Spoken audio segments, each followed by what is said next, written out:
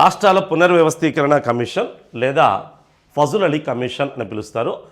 1953 December 22వ తేదీన ఏర్పాటు చేయబడి 1955 సెప్టెంబర్ 30వ తేదీన అది నివేదిక ఇచ్చింది. కమిషన్ ఏర్పడింది డిసెంబర్ 22, 53. సిఫారసులు 1955 సెప్టెంబర్ 30 నివేదిక. అందులో ఏం సిఫారసులు ఉన్నాయో చూద్దాం. ఫస్ట్ ఫజుల్ అలీ రాష్ట్రాల పునర్వ్యవస్థీకరణ కమిషన్ అంటారు, స్టేట్ రీఆర్గనైజేషన్ కమిషన్. దీనికి అధ్యక్షుడు సయ్యద్ ఫజల్ అలీ దాని అధ్యక్షుడు. అందుకే దీనికి ఫజల్ అలీ కమిషన్ అని పేరు వచ్చింది. అధ్యక్షుడు ఇతను అధ్యక్షుడు. ఇక ఈ కమిషన్లో సభ్యులు ఇద్దరు. ఒకరు కేఎం పనిక్కర్ మరియు హృదయేంద్రనాథ్ కుంజ్రు. పండిట్ హృదయేంద్రనాథ్ కుంజ్రు, హెచ్ఎన్ కుంజ్రు అని పిలుస్తారు. హృదయేంద్రనాథ్ కుంజ్రు వీరిద్దరూ ఇందులో సభ్యులు. ఓకే, మరి ఈ కమిషన్ దేశవ్యాప్తంగా కేవలం విశాలాంధ్రకు సంబంధించిన అంశాలనే పరిశీలించడం కోసం కాదు. ఇది దేశవ్యాప్తంగా భాషా ప్రయుక్త రాష్ట్రాల అంశాన్ని కూలంకుషంగా రాష్ట్రాల పునర్వ్యవస్థీకరణ అంశాన్ని పరిశీలించడానికి ఏర్పడింది. రాష్ట్రాల పునర్వ్యవస్థీకరణ ఎందుకంటే దేశవ్యాప్తంగా మిగతా రాష్ట్రాల్లో కూడా ఆంధ్ర రాష్ట్రాన్ని ఏర్పాటు చేసినట్టే మా రాష్ట్రాల్లో కూడా పునర్వ్యవస్థీకరించి మమ్మల్ని కూడా ఏర్పాటు చేయొచ్చు కదా డిమాండ్ వచ్చింది కాబట్టి దీన్ని ఏర్పాటు చేశారు. ఏర్పాటు చేసింది కేంద్ర ప్రభుత్వం. ఏర్పాటు చేసిన నాటి భారత ప్రధాని జవహర్లాల్ నెహ్రూ. ఏర్పాటుకు కారణం భారతదేశంలోని వివిధ రాష్ట్రాలను పునర్వ్యవస్థీకరించడం కోసం. భారతదేశంలోని వివిధ రాష్ట్రాల పునర్వ్యవస్థీకరణ అంశాన్ని పరిశీలించడం కోసం. భారతదేశంలోని వివిధ రాష్ట్రాల పునర్వ్యవస్థీకరణ అంశాన్ని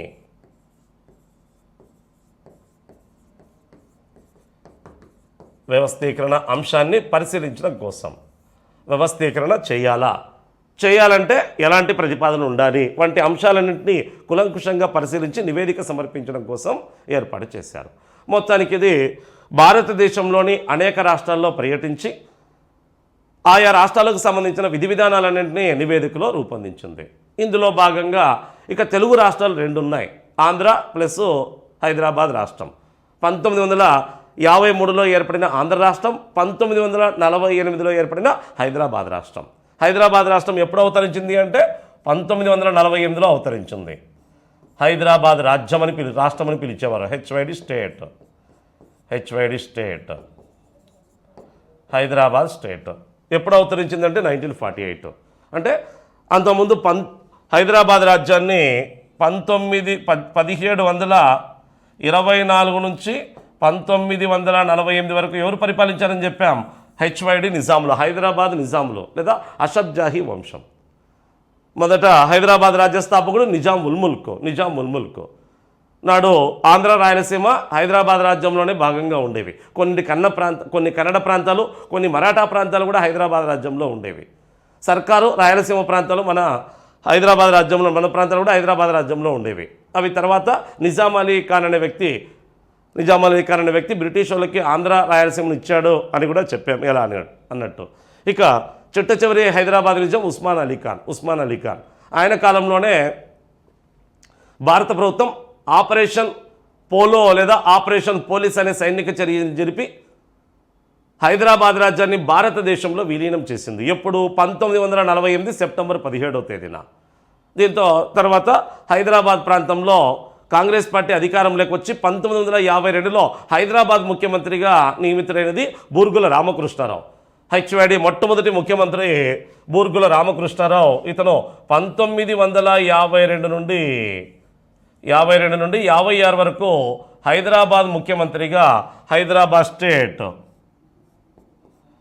హెచ్వైడి స్టేట్ ముఖ్యమంత్రిగా పనిచేసిన వ్యక్తి బూర్గుల రామకృష్ణారావు. భారతదేశంలో హైదరాబాద్ను విలీనం చేసిన తర్వాత హైదరాబాద్ రాష్ట్రంలో మొత్తం పరిపాలనా విధానాన్ని మొదట జయంతోనాథ్ చౌదరికి అప్పగించారు. జయంతోనాథ్ చౌదరి 1948 నుండి 50 వరకు ఆయన ఆధ్వర్యంలోనే హైదరాబాద్ రాష్ట్ర పాలన కొనసాగింది. తర్వాత 1950 నుండి 52 వరకు వెల్లోడి తాత్కాలిక ముఖ్యమంత్రిగా హైదరాబాద్ రాష్ట్ర పాలన చూడడం జరిగింది. ఎంఏ వెల్లోడి ఆధ్వర్యంలో 1950 నుండి 52 వరకు తాత్కాలిక ముఖ్యమంత్రిగా ఆయన ఆధ్వర్యంలో పరిపాలన కొనసాగింది. ఇక దేశవ్యాప్తంగా సాధారణ ఎన్నికలు రావడం, హైదరాబాద్ రాష్ట్రంలో కూడా సాధారణ ఎన్నికలు రావడంతో హైదరాబాద్ రాష్ట్రంలో కాంగ్రెస్ పార్టీ విజయం సాధించి, కమ్యూనిస్టుల కన్నా కాంగ్రెస్ పార్టీ కొంత ఎక్కువ స్థానాలు సాధించి ప్రభుత్వాన్ని ఏర్పాటు చేసింది. హైదరాబాద్ మొట్టమొదటి ముఖ్యమంత్రిగా బూర్గుల రామకృష్ణారావు నియమితులయ్యారు. ఈయనే హైదరాబాద్ స్టేట్ మొదటి ముఖ్యమంత్రి, చివరి ముఖ్యమంత్రి కూడా ఈయనే. ఇలా ఆంధ్ర రాష్ట్రం 1953లో అవతరిస్తే హైదరాబాద్ రాష్ట్రం 1948లోనే అవతరించింది. ఈ రెండింటినీ కలిపి విశాలాంధ్రాన్ని ఏర్పాటు చేయాలని వచ్చిన ఉద్యమమే విశాలాంధ్ర ఉద్యమం. ఓకే, మరి ఈ కమిషన్ భారతదేశంలో అనేక రాష్ట్రాల్లో పర్యటించి హైదరాబాద్ స్టేట్కి కూడా వచ్చింది. హైదరాబాద్ స్టేట్లో ఎప్పుడు పర్యటించింది అంటే ఈ కమిషన్ హెచ్వైడిలో హైదరాబాద్ స్టేట్లో 1954 జూన్ జూలై నెలలో పర్యటించింది. జూలై నెలలో పర్యటించింది.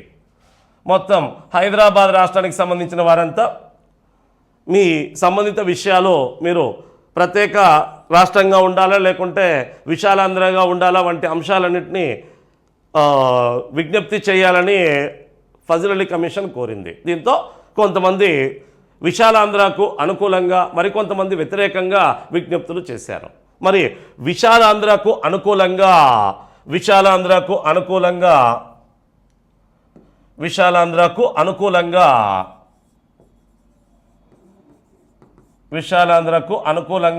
విజ్ఞప్తులు ఇచ్చిన వారు పేర్లు కూడా కొంత ఇంపార్టెంట్. ప్రత్యేక తెలంగాణ వాదాన్ని వ్యతిరేకించి విశాలాంధ్రను ఏర్పాటు చేయాలని కోరుతూ విజ్ఞప్తి చేసిన వారిలో ముఖ్యులు బూర్గుల రామకృష్ణారావు. విశాలాంధ్రకు అనుకూలంగా విజ్ఞప్తి చేసిన వారు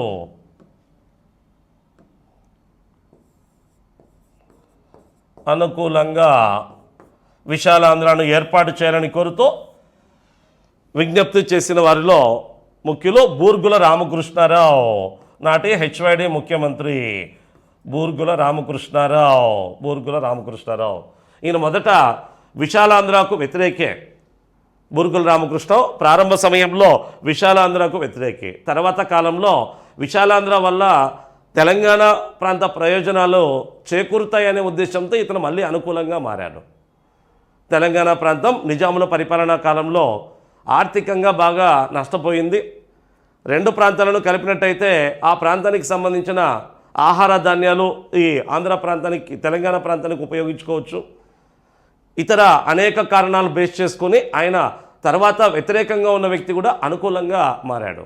ఇలా మొదట విశాలాంధ్రకు వ్యతిరేకి, తర్వాత అనుకూలంగా మారిన వ్యక్తి బూర్గుల రామకృష్ణారావు. ఇక అనుకూలంగా విజ్ఞప్తి చేసిన వారిలో మరొకరు మీర్ మహమ్మద్ అలీ.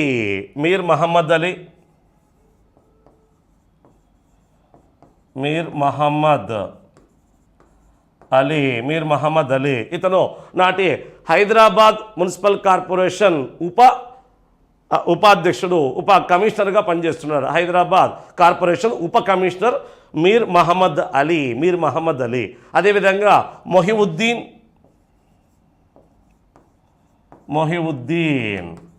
ఇతను యూనియన్ ట్రేడ్ సభ్యుడు.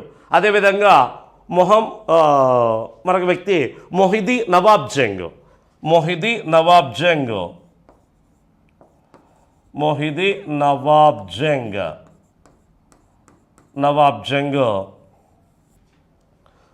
వీళ్ళు విశాలాంధ్రను ఏర్పాటు చేయాలని అనుకూలంగా విజ్ఞప్తిని ఇచ్చినవారు. ముఖ్యంగా బూర్గుల రామకృష్ణారావు ఇంపార్టెంట్. దీంతోపాటు మీర్ మహమ్మద్ అలీ కూడా కొంత గుర్తించుకోండి. మీర్ మహమ్మద్ అలీ నాటి హైదరాబాద్ కార్పొరేషన్ ఉప కమిషనర్గా పనిచేస్తున్న వ్యక్తి. ఇతరులో మహమ్మదీలో మరో కొంతమంది వ్యక్తి, ఇంకా మిగతా వాళ్ళు చాలామంది కూడా విజ్ఞప్తులు చేశారు. సుమారుగా 2,52,000 వరకు తెలంగాణ ప్రాంతంలో విజ్ఞప్తులు వచ్చాయి. అందులో అత్యంత ముఖ్యమైన 2,000 విజ్ఞప్తుల్ని వీళ్ళు పరిశీలించారు. అందులో అత్యధికం తెలంగాణకు విశాలాంధ్రకు అనుకూలంగా ఉండే అంశాలే కనిపిస్తాయి. అందులో వాళ్ళ భయాందోళనలు కూడా వ్యక్తపరిచారు. చాలా సంస్థలు, ప్రతినిధులు, వ్యక్తులు వ్యక్తిగతంగా కమిషన్ను కలిసి తమ అభిప్రాయాలను విజ్ఞప్తుల రూపంలో ఇచ్చారు. అందులో అన్ని విజ్ఞప్తులను వీళ్ళు కులంకుశంగా పరిశీలించి నివేదికలో తెలంగాణ రాష్ట్రం ఏర్పాటు చేయాలా, లేకుంటే విశాలాంధ్రను ఏర్పాటు చేయాలా, లేకుంటే అలాగే ఉంచాలా వంటి విశేషాలన్నింటినీ వివరించారు. ఏం చెప్పిందో కూడా చూద్దాం. ఇక కమిషన్కి, ఫజల్ అలీ కమిషన్కి విశాలాంధ్రకు వ్యతిరేకంగా ప్రత్యేక తెలంగాణనే కొనసాగించాలని కోరుతూ విజ్ఞప్తి చేసిన వారు ముఖ్యులు కేవీ రంగారెడ్డి, మర్రి చెన్నారెడ్డిలు. కేవీ రంగారెడ్డి, మర్రి చెన్నారెడ్డిలు వీళ్ళు ఎప్పటి నుంచో విశాలాంధ్రకు వ్యతిరేకంగా ఉన్న వాళ్ళే. వీళ్ళు ఈ కమిషన్కు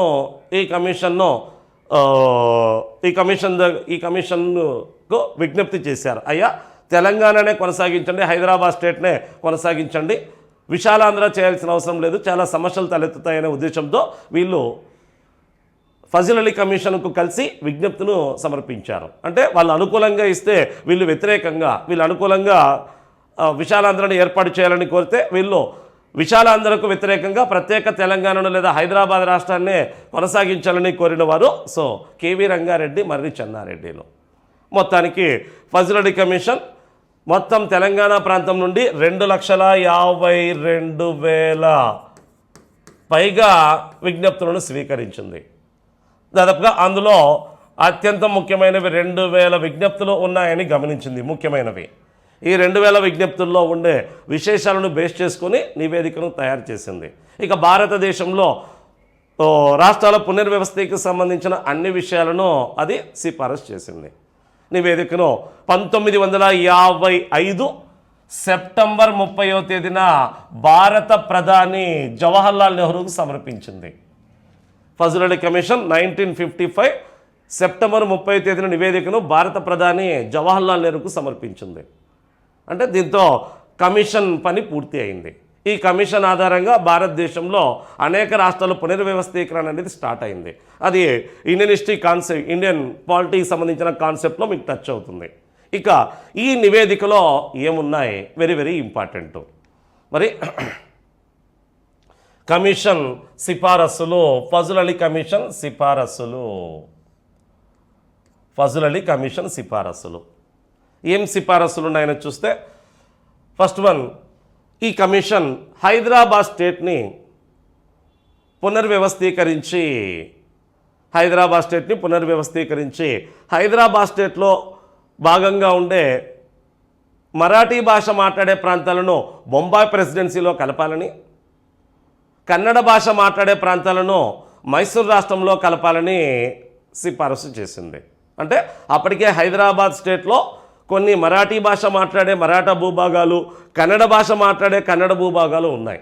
అందుకే ఈ కమిషన్ హైదరాబాద్ స్టేట్ని, హెచ్వైడి స్టేట్ని పునర్వ్యవస్థీకరించి మరాఠీ భాష మాట్లాడే ప్రాంతాలను బొంబాయి రాష్ట్రంలో, అప్పుడు ఇంకా బొంబాయి ప్రెసిడెన్సీ ఉంది, బొంబాయి ప్రెసిడెన్సీలో కన్నడ భాష మాట్లాడే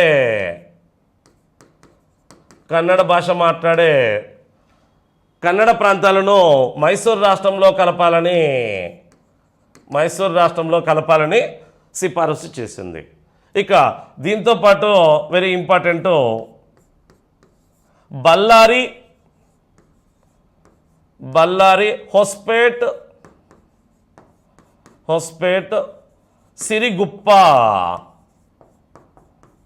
సిరుగుప్పలను ఆంధ్ర రాష్ట్రంలో కలపాలని సిఫారసు చేసింది. బళ్ళారి ఒకప్పుడు సర్కార్ జిల్లాలు, దత్త జిల్లాలో ఒకటిగా ఉండేది. ఎల్ఎన్ మిశ్రా కమిటీ సిఫారసు మేరకు రాయదుర్గము, ఆదోని, ఆలూరు మినహా మిగతా బళ్ళారిని మైసూర్లో కలిపేశారు. అయితే బళ్ళారి ప్రాంతాన్ని మరలా ఆంధ్ర రాష్ట్రంలో కలపాలని చెప్పింది.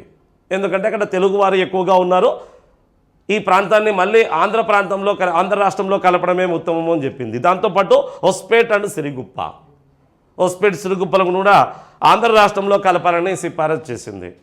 ఏమంటే ఇవి తర్వాత కాలంలో ఆంధ్ర రాష్ట్రంలో అయితే కలపలేదు. ఫజల్ అలీ కమిషన్ అయితే చెప్పింది. ఇది కొంత గుర్తుంచుకోండి, ఇలాంటి అంశాలే ఎగ్జామ్ వ్యూ పాయింట్ అడుగుతూ ఉంటాడు. ఫజల్ అలీ కమిషన్ సిఫారసుల్లో మైసూర్లోని ఈ క్రింది ఏ ప్రాంతాలను ఆంధ్ర రాష్ట్రంలో కలపాలని సిఫారసు చేసింది, నివేదికలో సిఫారసు చేసింది అన్నప్పుడు ఆప్షన్లో కొన్ని ప్రాంతాలు, ఏలో 3 ప్రాంతాలు, బిలో 3 ప్రాంతాలు, సిలో 3 ప్రాంతాలు, డిలో 3 ప్రాంతాలు ఇచ్చి సరైనది ఏది అని అడగచ్చు. లేదంటే ఫజల్ అలీ కమిషన్ సిఫారసుల మేరకు ఈ క్రింది ఏ ప్రాంతాలను ఆంధ్ర రాష్ట్రంలో కలపాలని సిఫారసు చేసి అందులో సరికానిది ఏది అని అడగచ్చు. ఈ 3తో పాటు ఇంకోటి ఏదైనా పెట్టి సరికానిది ఏది అని అడగచ్చు. కోలార్ ప్రాంతం అడగచ్చు.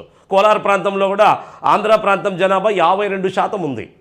కోలార్ ప్రాంతం కూడా తెలుగువారి జనాభా దాదాపుగా 52% ఉంది. ఒకానొక దశలో కోలార్ ప్రాంతాన్ని కూడా ఆంధ్ర ప్రాంతంలో కలపాలనే అభిప్రాయము గట్టిగా వచ్చింది. కానీ కొన్ని కారణాల వల్ల దాన్ని మైసూర్ ప్రాంతంలోనే కొనసాగించారు. ఓకే, ఇక ఫజల్ అలీ కమిషన్ విశాల ఆంధ్రకు సంబంధించి ఏం సిఫారసు చేసింది అనేది వెరీ ఇంపార్టెంట్.